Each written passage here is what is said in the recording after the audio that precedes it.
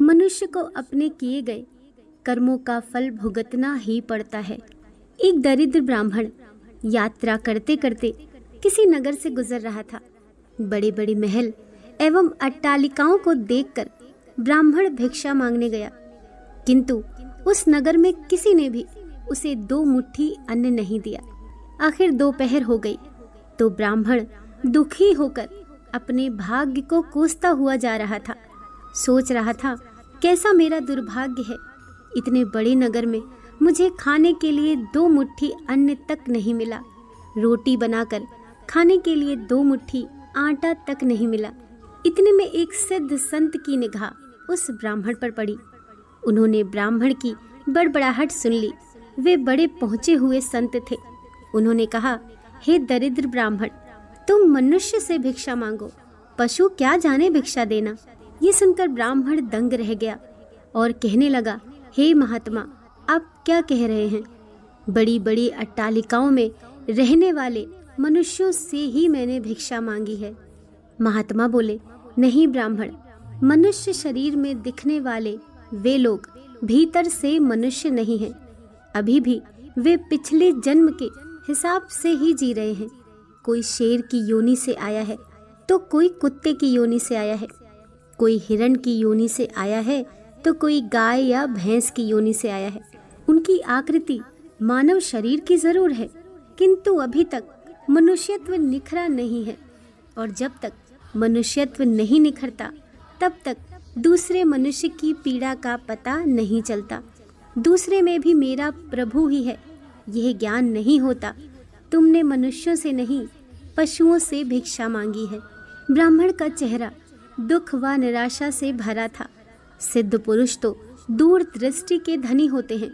उन्होंने कहा, देख ब्राह्मण, मैं तुझे ये चश्मा देता हूँ, इस चश्मे को पहन कर जा और कोई भी मनुष्य दिखे उससे भिक्षा मांग, फिर देख क्या होता है। वह दरिद्र ब्राह्मण जहाँ पहले गया था वहीं पुनः गया और योग सिद्ध कला वाला चश्मा पहनकर गौर से देखा। ओहो, वाकई कोई कुत्ता है, कोई बिल्ली है तो कोई बघेरा है। आकृति तो मनुष्य की ही है, लेकिन संस्कार पशुओं के हैं। मनुष्य होने पर भी मनुष्यत्व के संस्कार नहीं हैं। घूमते घूमते हुए ब्राह्मण थोड़ा सा आगे गया तो देखा कि एक मोची जूते सिल रहा है। ब्राह्मण ने उसे गौर से देखा तो उसमें मनुष्यत्व का निखार पाया।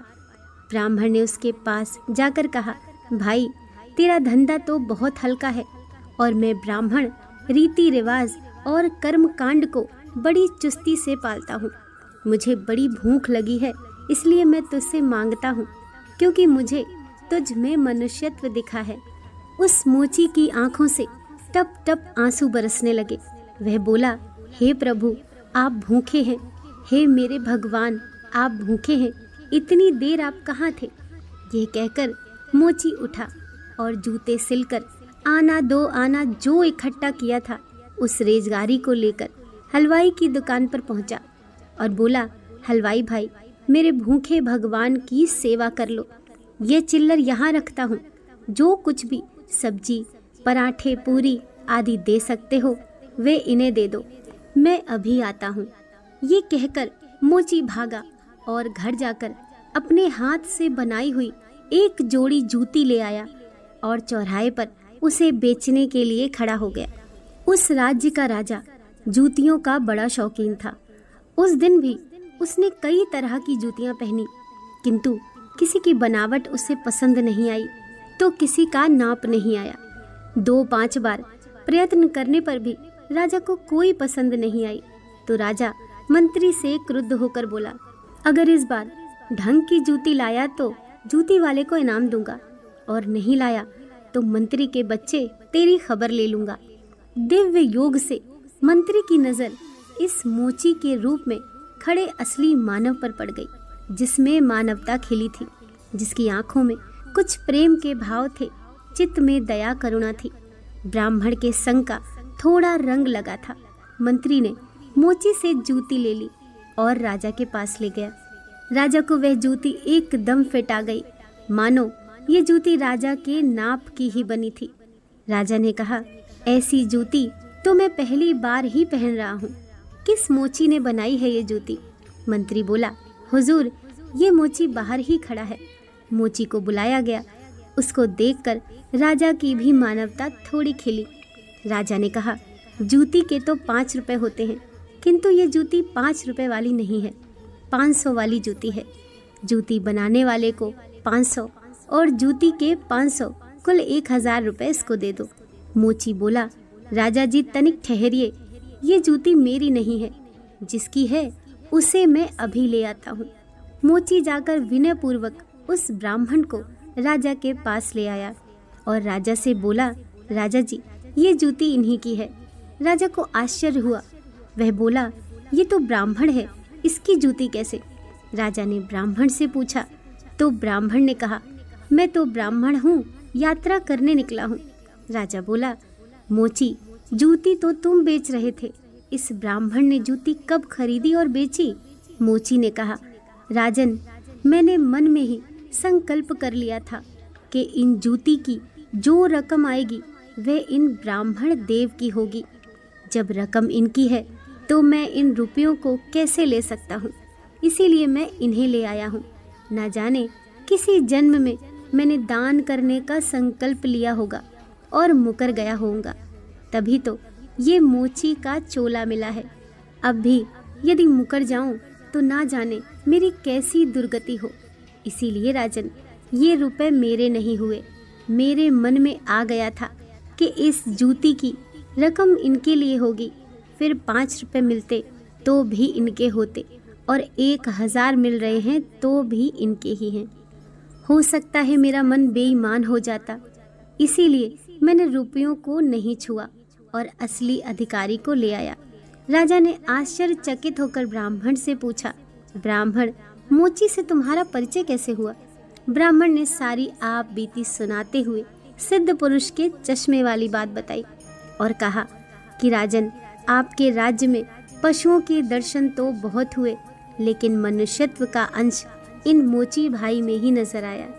राजा ने कौतूहलवश कहा, लाओ वे चश्मा जरा हम भी देखें। राजा ने चश्मा लगा कर देखा तो दरबारियों में उसे भी कोई सियार दिखा तो कोई हिरण, कोई बंदर दिखा तो कोई रीछ। राजा दंग रह गया, ये तो पशुओं का दरबार भरा पड़ा है। उसे हुआ कि ये सब पशु हैं तो मैं कौन हूँ। उसने आईना मंगवाया और उसमें अपना चेहरा देखा तो शेर। उसके आश्चर्य की सीमा न रही। ये सारे जंगल के प्राणी और मैं जंगल का राजा शेर, यहाँ भी इनका राजा बना बैठा हूँ। राजा ने कहा, ब्रह्मदेव, योगी महाराज का ये चश्मा तो बड़ा गजब का है। वह योगी महाराज कहाँ होंगे? ब्राह्मण बोला, वे तो कहीं चले गए। ऐसे महापुरुष कभी कभी ही और बड़ी कठिनाई से मिलते हैं। श्रद्धावान ही ऐसे महापुरुषों से लाभ उठा पाते हैं। बाकी तो जो मनुष्य के चोले में पशु के समान है, वे महापुरुष के निकट रहकर भी अपनी पशुता नहीं छोड़ पाए। ब्राह्मण ने आगे कहा, राजन, अब तो बिना चश्मे के भी मनुष्यत्व को परखा जा सकता है। व्यक्ति के व्यवहार को देखकर ही पता चल सकता है कि वह किस योनि से आया है। एक मेहनत करे और दूसरा उस पर हक जताता है तो समझ लो कि वह सर्प योनि से आया है, क्योंकि बिल खोदने की मेहनत तो चूहा करता है, लेकिन सर्प उसको मारकर बलपूर्वक अपना अधिकार जमा बैठता है। अब इस चश्मे के बिना भी विवेक का चश्मा काम कर सकता है और दूसरे को देखे उसकी अपेक्षा स्वयं को ही देखें कि हम किस योनि से आए हैं, कि शेर की योनि से आए हैं या सचमुच में हम में मनुष्यता खिली है। यदि पशुता बाकी है तो भी मनुष्यता में बदल सकती है। कैसे? गोस्वामी तुलसीदास जी ने कहा है, बिगड़ी जन्म अनेक की, सुधरे अब और आजू, तुलसी होई राम को, राम भज तजी कुसुमाजू। कुसंस्कारों को छोड़ दें, बस अपने कुसंस्कार आप निकालेंगे तो ही निकलेंगे।